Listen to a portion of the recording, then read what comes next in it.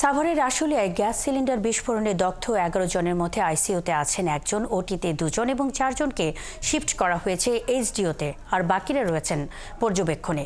দগ্ধদের অনেকেরই শ্বাসনালী পড়েছে, তাই কেউই আশঙ্কামুক্ত নেই বলে জানিয়েছেন চিকিৎসকরা। এর মধ্যে ২ জন ৯৫% বেশি দগ্ধ হয়েছেন, যাদের মধ্যে একজনকে রাখা হয়েছে আইসিইউতে। তবে চিকিৎসকরা বলছেন আহতদের সুস্থ করতে তারা সর্বোচ্চ চেষ্টা করছেন, যদিও আহতদের স্বজনরা চিকিৎসায় অবহেলার অভিযোগ তুলেছেন।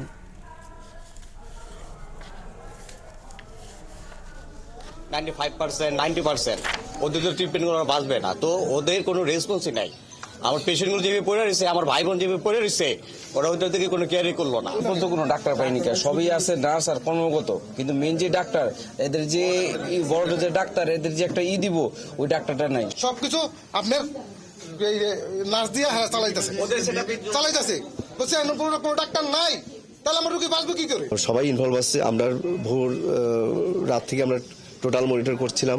তারপর যেসব ওষুধের যেগুলো একটু ল্যাকিংস রয়েছে, অনেক সময় আমরা পেশেন্টকে দিতে হয়। আমরা যেহেতু জানি পেশেন্টের কোনো অ্যাটেন্ডেন্স, কেউ তাকে সাপোর্ট করার মতো কেউ নেই, এই জন্য সেই সাপোর্টগুলো আমরা আমাদের পক্ষ থেকে দিচ্ছি।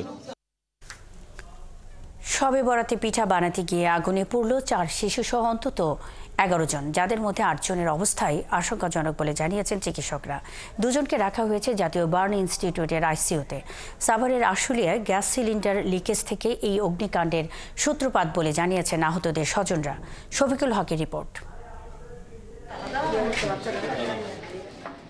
আশুলিয়ার গোমাইল এলাকার আমজাদ ব্যাপারীর এই আবাসিক ভবনের দ্বিতলায় সুমন মিয়া 2 সন্তান নিয়ে ভাড়া থাকেন। শুক্রবার রাতে তার ভাই সোহেল পরিবার নিয়ে সেখানে বেড়াতে আসেন। এই উপলক্ষে বাড়িতে চলছিল পিঠা বানানোর আয়োজন। প্রতিবেশীরা জানান, চুলা জ্বালাতে যেয়ে হঠাৎ জমে থাকা গ্যাস বিস্ফোরণ হয়ে আগুন ধরে যায়। এতে পরিবারের শিশু ও নারীসহ মোট 11 জন দগ্ধ হন। এদের মধ্যে 4 জনই শিশু। শব্দ শুই না, আমি বস্তা নিয়ে বাইরে চলে গেছি। এদিকে তাকায় দেখছি যে আগুন জ্বলতেছে। এই আগুনের মধ্যে দিয়ে আমি, আমার পিচ্ছি বাচ্চা আছে, ওরে নিয়ে বের হয়েছি। বের হওয়ার পরে বাইরে গেছি, যাওয়ার পরে দেখি তারপর থেকে যে এই রুমে যারা ছিল সবাইকে আর কি বের করা হয়েছে। পরে আমি এসে এখানে ওই যে ধুলিয়া বালি দিয়ে তাকে চাপা ডাপা দিয়ে কোনো রকম আগুন নিভিয়ে তারপরে ওনাকে হাসপাতালে পাঠিয়ে দিই। থানার ভারপ্রাপ্ত কর্মকর্তা বলছেন, সিলিন্ডারের রেগুলেটরের চাবি খোলা ছিল, এতে ঘরে গ্যাস জমতে থাকে। পরে আগুনের সংস্পর্শে এসে দুর্ঘটনা হয়। রান্নাঘরে যে 2টা গ্যাস সিলিন্ডার ছিল, এটা অক্ষত অবস্থায় ছিল। এখন এটা হয়তো বা শর্ট সার্কিট অথবা অন্য কোনো কারণে ঘটনা ঘটে থাকতে পারে। আমরা এই আহতদের যারা আছে তাদেরকে উদ্ধারপূর্বক আমরা জাতীয় বার্ন ইনস্টিটিউটে পাঠানো হয়েছে। তারা আর ফায়ার সার্ভিসের কর্মকর্তারা বলছেন, সিলিন্ডার থেকে দুর্ঘটনার বড় কারণ ব্যবহারকারীদের অসচেতনতা।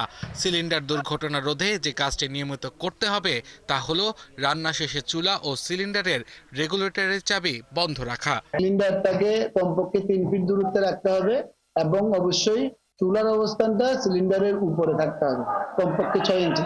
আরো উপরে রাখলে চলবে, কিন্তু যাতে কোনো রকমেই মানে চুলার অবস্থানটা সিলিন্ডারের নিচে না হয় এবং চুলা থেকে যাতে সিলিন্ডারটা দূরবর্তী জায়গায়।